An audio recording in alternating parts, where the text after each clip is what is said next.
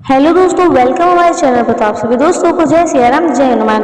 आज हम इस वीडियो में बात करने वाले हैं केवट के बारे में। केवट कौन था, केवट पिछले जन्म में क्या था, और केवट ने प्रभु श्री राम जी को गंगा नदी पार करने के लिए चरण धुलने के लिए क्यों कहा था।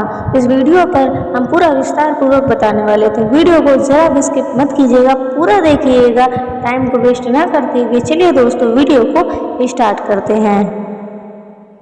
भगवान विष्णु ने अवतार ग्रहण कर अयोध्या नरेश राजा दशरथ के यहाँ उनकी पटरानी कौशल्या के गर्भ से श्री राम के रूप में जन्म लिया। यह बाल कांड में भगवान श्री राम के जन्म के अनेक कारणों का उल्लेख मिलता है। इसमें नारद के श्राप से लेकर भगवान विष्णु के द्वारपालों की कथाएं हैं। रामायण में राम कथा जैसे जैसे आगे बढ़ती है, घटना विशेष के पीछे कोई न कोई अंतर कथा जुड़ी हुई है। अयोध्या कांड में श्री राम वन गमन के प्रसंग में श्री राम, लक्ष्मण और सीता 14 वर्ष के वनवास के लिए अयोध्या से निकलकर निषाद राज के साथ गंगा नदी के किनारे पहुंचते हैं, जहां उन्हें केवट मिलता है। श्री राम गंगा पार करने के लिए केवट से नाव मांगते हैं, लेकिन केवट नाव लेकर नहीं आता। वह श्री राम से कहता है कि मैंने तुम्हारा भेद जान लिया है। सभी लोग कहते हैं कि तुम्हारे पैरों की धूल से एक पत्थर से सुंदर नारी बन गई थी। मेरी नाव तो लकड़ी की है, कहीं इस नाव पर तुम्हारे पैर रखते ही यह भी स्त्री बन गई तो मैं लुट जाऊंगा। यही नाव मेरे परिवार का भरण पोषण करती है।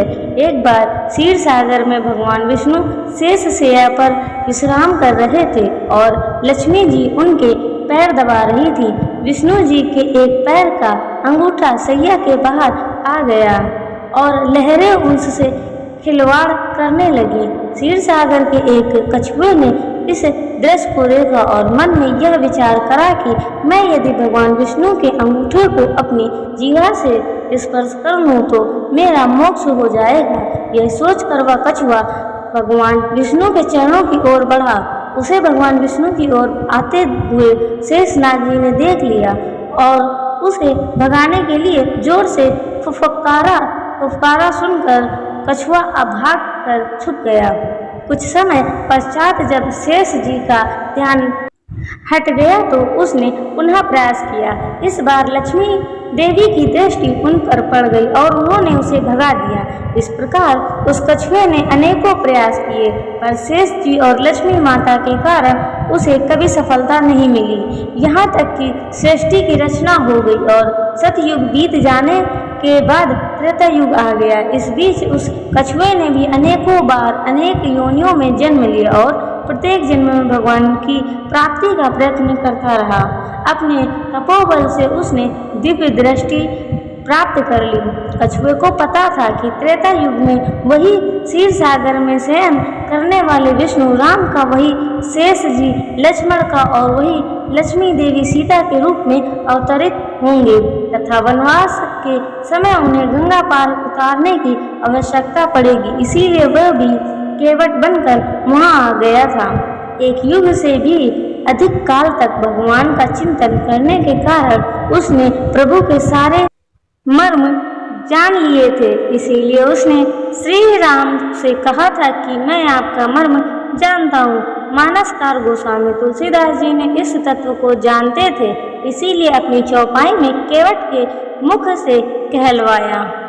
केवल इतना ही नहीं, इस बार केवट इस अवसर को किसी भी प्रकार से हाथ से जाने नहीं देना चाहता था। उसे याद था कि शेषनाग क्रोध करके फुफकारते थे और मैं डर जाता था।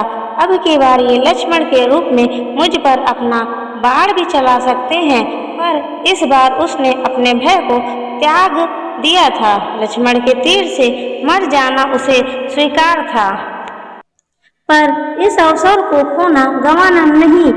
इसीलिए केवल बोला, मैं चरण कमर धोकर आप लोगों को नाव पर चढ़ा लूंगा। मैं आपसे उतराई भी नहीं चाहता। हे राम, मुझे आपकी दुहाई और दशरथ जी की सौगंध है, मैं आपसे बिल्कुल सच कह रहा हूँ। भले ही लक्ष्मण जी मुझे तीर मार दें, पर जब तक मैं आपके पैरों को पखार नहीं लूंगा तब तक हे राम कृपालु मैं पार नहीं कर उतारूंगा। केवट के प्रेम में लपटे हुए अटपटे वचन सुनकर करुणा के धाम श्री रामचंद्र जी जानकी जी और लक्ष्मण जी की ओर देखकर हंसे, जैसे वो उनसे पूछ रहे हैं कहो अब मैं क्या करूं। उस समय तो केवल अंगूठे को स्पर्श करना चाहता था और तुम लोग इसे भगा देते थे, पर अब तो ये दोनों पैर मांग रहा है। केवट बहुत चतुर था, उसने अपने साथ ही साथ अपने परिवार और पितरों को भी मोक्ष प्रदान करवा दिया। निषाद राज और लक्ष्मण जी, सीता जी और राम जी नाव से उतर कर रेत बालू में खड़े हो गए हैं। तब केवट ने उतरकर प्रभु को दंडवत प्रणाम किया है। सोचने वाली बात यह है कि गंगा जी के उस पार तो केवट बड़ी अकड़ दिखा रहा था।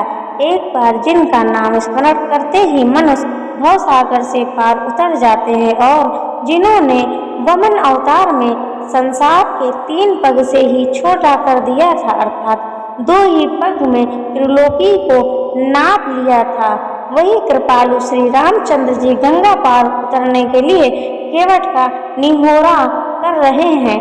लेकिन गंगा जी के इस पार आकर केवट द्वारा भगवान राम को दंडवत प्रणाम करने का कारण यह था कि गंगा जी के उस पार केवट ने प्रभु के चरण नहीं पकड़े धोए थे, इसीलिए वह अकड़ दिखा रहा था। लेकिन जब प्रभु के चरण पकड़ धोकर केवट गंगा जी के इस पार आया तो उसे यह एहसास हो गया कि अब अकड़ से नहीं बल्कि अब तो चरण पकड़कर रखने से ही काम चलेगा। भगवान राम ने पवित्र भक्त का वरदान देकर उसे विदा किया। तो दोस्तों ये जानकारी थी केवट के जन्म के बारे में कि ये केवट कौन था, केवट पिछले जन्म में का था। अगर दोस्तों जानकारी अच्छी लगी हो तो वीडियो को एक लाइक जरूर कर दें, चैनल को सब्सक्राइब कर दें। मिलते हैं ऐसे ही नेक्स्ट वीडियो में, तब तक के लिए आप सभी दोस्तों को जय सिया राम, जय हनुमान।